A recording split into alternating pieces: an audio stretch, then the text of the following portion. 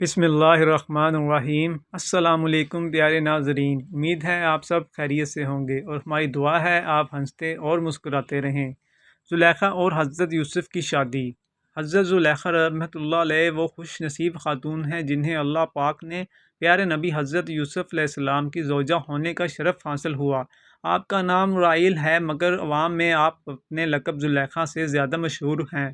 حضرت زلیخا رحمۃ اللہ علیہ ایک مغربی بادشاہ تیموس کی انتہائی خوبصورت شہزادی تھیں۔ 9 برس کی عمر میں آپ نے خواب میں پہلی بار حضرت یوسف علیہ السلام کا دیدار کیا تو اسی وقت ان کی دیوانی ہو گئیں۔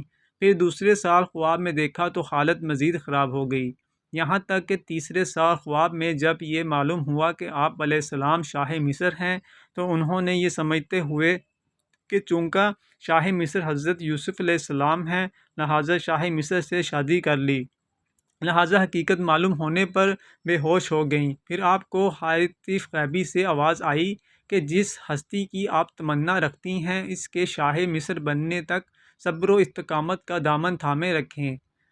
مگر آپ چونکہ حضرت یوسف علیہ السلام کی حقیقت سے بخوبی آگاہ تھیں، نہ ابھی تک ایمان لائی تھیں، اسی لیے جب حضرت یوسف کو دیکھا تو صبر نہ کر سکیں، جس کی وجہ سے آپ کو کئی تکالیف کا سامنا بھی کرنا پڑا، یہاں تک کہ امام غزالی رحمۃ اللہ علیہ کے بقول انہوں نے حضرت یوسف علیہ السلام کی محبت میں اپنا حسن اور مال و دولت قربان کر دیا، 70 اونٹوں کے بوجھ کے برابر جواہر اور موتی نثار کر دیے۔ جب بھی کوئی یہ کہتا کہ میں نے یوسف کو دیکھا ہے تو وہ اسے بیش قیمت ہار دے دیتی، یہاں تک کہ کچھ بھی باقی نہ رہا۔ مگر بعد میں جب ایمان لے آئیں اور حضرت یوسف علیہ السلام کی زوجیت میں داخل ہوئیں تو سوائے عبادت و ریاضت اور توجہ الی اللہ کے کوئی کام نہ رہا۔ اگر حضرت یوسف علیہ السلام دن کو اپنے پاس بلاتے تو کہتی رات کو آؤں گی، اور رات کو بلاتے تو دن کا وعدہ کرتی۔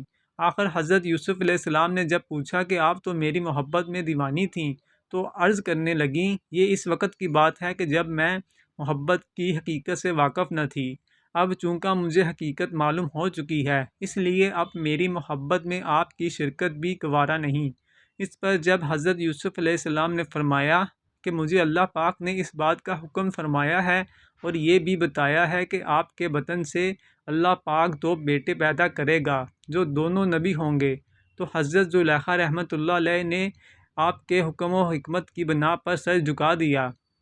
یاد رہے حضرت زلیخا رحمۃ اللہ علیہ کی توبہ کا اعلان قرآن کریم میں کیا گیا ہے، کیونکہ انہوں نے اپنے قصور کا اعتراف کر لیا تھا اور قصور کا اقرار توبہ ہی ہے، لہٰذا حضرت زلیخا کو بڑے لفظوں سے یاد کرنا حرام ہے، کیونکہ وہ حضرت یوسف کی صحابیہ اور ان کی مقدس بیوی تھی۔ اللہ پاک نے بھی ان کے قصوروں کا ذکر فرما کر ان پر غضب ظاہر نہ فرمایا، کیونکہ وہ توبہ کر چکی تھیں، اور توبہ کرنے والا گنہگار بالکل بے گناہ کی طرح ہوتا ہے۔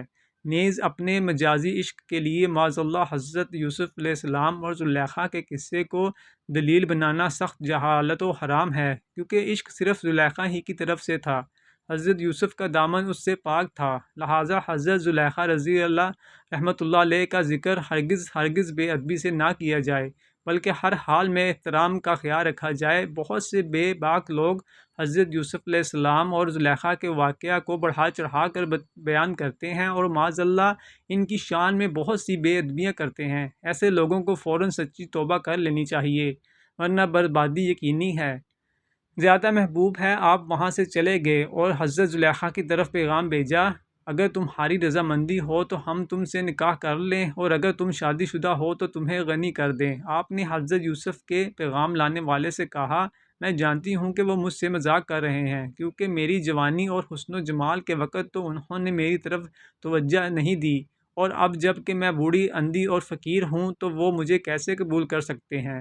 بہرحال حضرت یوسف علیہ السلام نے ان سے نکاح کر لیا اور ان کے پاس آئے، پھر نماز پڑھی اور اللہ پاک سے اس کے اسم اعظم کے وسیلہ سے دعا کی تو اللہ پاک نے حضرت زلیخا رحمۃ اللہ علیہ کا حسن و جمال، بصارت اور جوانی لوٹا دی۔